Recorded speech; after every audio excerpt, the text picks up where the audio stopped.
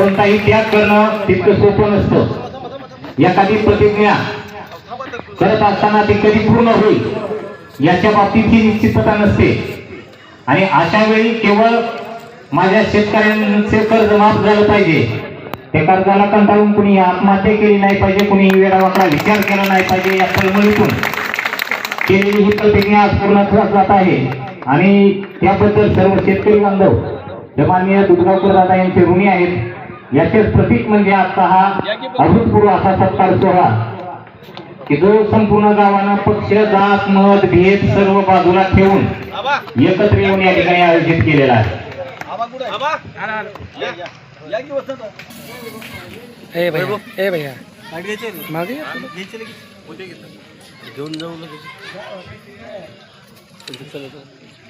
मनाला आनंद होत आहे।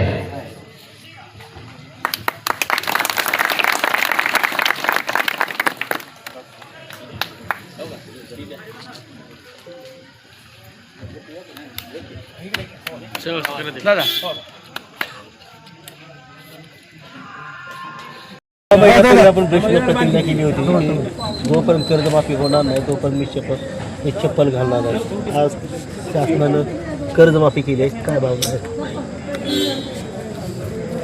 मी सर्वप्रथम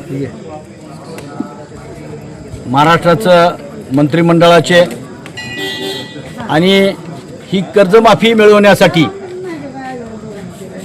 ज्यांनी लढाई लढली त्या रस्त्यावरच्या लढाई लढणाऱ्या महाराष्ट्रातल्या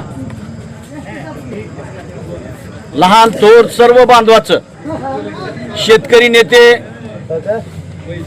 बच्चू कडू, राजू शेट्टी, वामनराव चटप, शिवाजीराव नवले, महादेवरावजी जानकर साहेब आणि असंख्य नेत्यांनी आणि प्रत्येक जिल्ह्यातल्या रविकांत तुपकर असतील त्या सगळ्यांनी ही जी कर्जमाफीची लढाई दीर्घ चालली होती गेल्या 4-5 वर्षापासून याला 50% यश आलंय असं मी समजतो आणि या सगळ्यांचं मी या ठिकाणी शासनासहित सगळ्यांचा आभार व्यक्त करतो, मुख्यमंत्री महोदयांचा आभार व्यक्त करतो।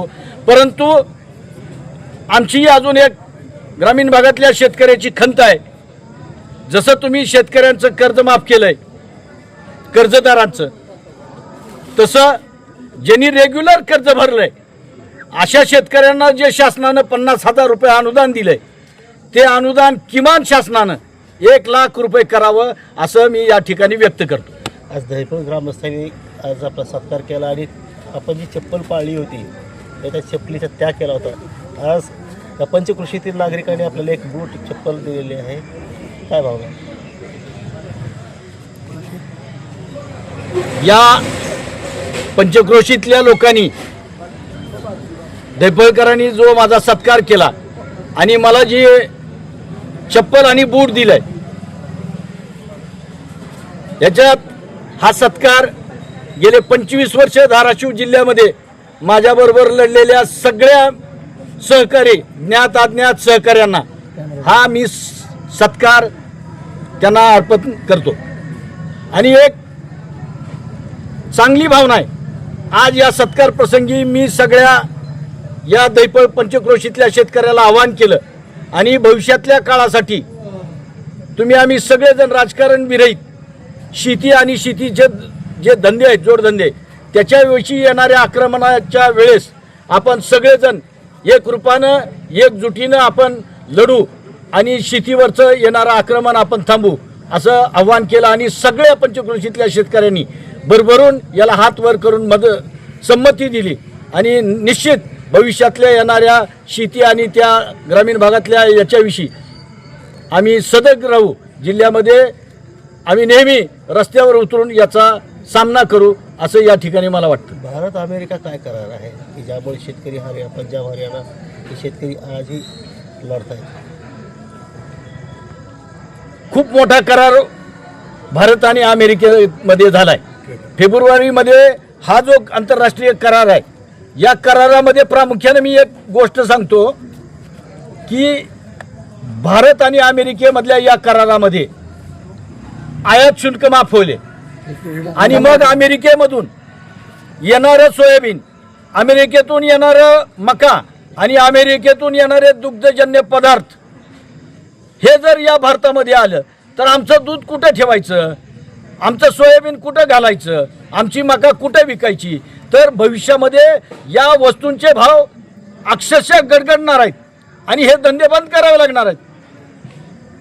आणि या कराराविषयी सगळ्यांनी जागरूक राहावं. आज देश पातळीवर सगळ्या शेतकरी संघटना या अमेरिकेच्या कराराला विरोध करत आहेत. आम्ही आमच्या जिल्ह्यामध्ये या अमेरिका भारताच्या करारामध्ये जे आयात शुल्क माफ केलं आहे त्याच्या विरोधामध्ये आम्ही सुद्धा लढणार आहेत, असं आज आम्ही या ठिकाणी वचन दिलं.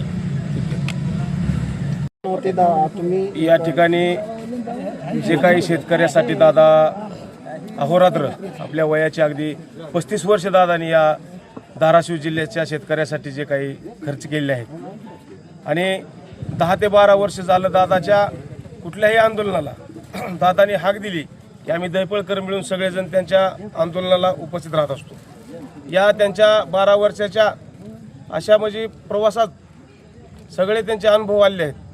मग या ठिकाणी गेल्या वर्षीचे अतिवृष्टी असेल, पीक विमा असेल, बजाज अलायन्स कंपनीनं धाराशिव जिल्हा वगळला होता, पण वेळोवेळी आंदोलन करून रस्ता रोको करून या ठिकाणी धाराशिव जिल्ह्याच्या शेतकऱ्याला विमा मिळावा म्हणून या ठिकाणी लढा उभा केला होता.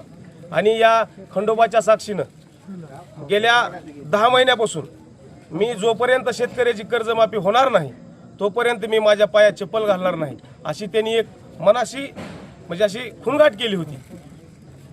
त्या आता या महिन्यात कर्जमाफी झाली.